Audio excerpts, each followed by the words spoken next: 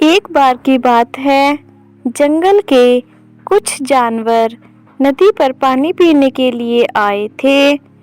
तभी उन्हें एक सफेद शेर पानी में तैरता हुआ अपनी ओर आते हुए दिखाई दिया। वो शेर नदी पर आकर रुक गया।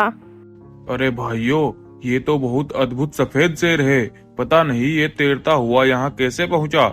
हमें इसकी मदद करनी चाहिए। तुम ठीक कह रहे हो भालू भाई, हम इसको अपने जंगल ले चलते हैं। तब वो सभी शेर को उठाकर अपने जंगल में आते हैं। सभी जानवर शेर का बड़े अच्छे से ख्याल रखते हैं और उसकी मरहम पट्टी करते हैं। कुछ दिनों बाद शेर बिल्कुल सही हो जाता है। अपने आप को दूसरे जंगल में खड़ा देख शेर बहुत अजीब महसूस करता था। तुम सबसे अनोखे और प्यारे शेर हो। हम तुम्हें नदी के किनारे से उठाकर लाए थे। तुम कौन हो, हमें बताओ, कहाँ से आए हो? मेरा नाम सिम्बा शेर है। मैं अपने जंगल से नदी पर पानी पीने के लिए आया था। तभी वहाँ मेरे पीछे से दो बाघ आ पहुँचे। जैसे ही उन्होंने मेरे पीछे से हमला किया तो मैं नदी में गिर गया और बेहोश हो गया। तुम सब ने मेरी जान बचाई। मैं तुम्हारा ये एहसान कभी नहीं भूलूंगा। तुम सब बहुत अच्छे हो। तुम बहुत प्यारे और अच्छी आदत के लगते हो सिम्बा शेर। हमारे जंगल का कोई राजा भी नहीं है। तुम चाहो तो इस जंगल के राजा बनकर हमारे साथ रह सकते हो।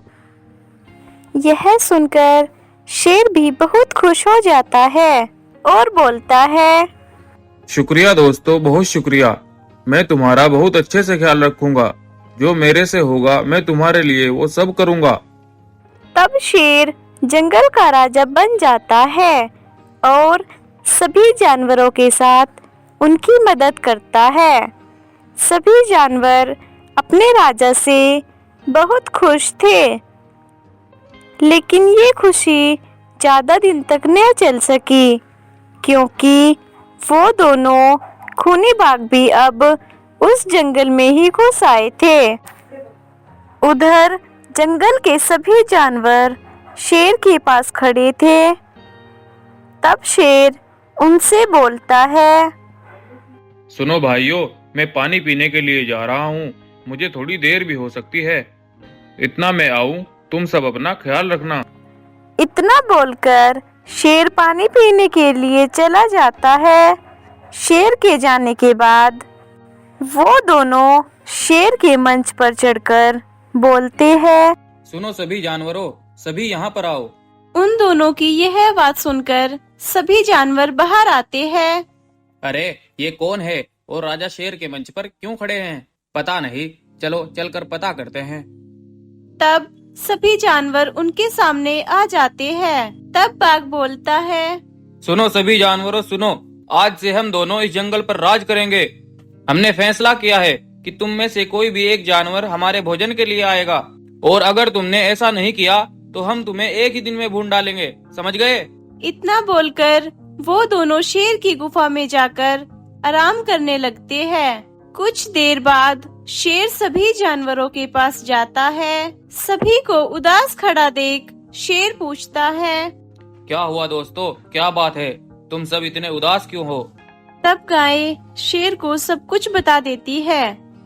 सब कुछ सुनने के बाद शेर को बड़ा गुस्सा आता है।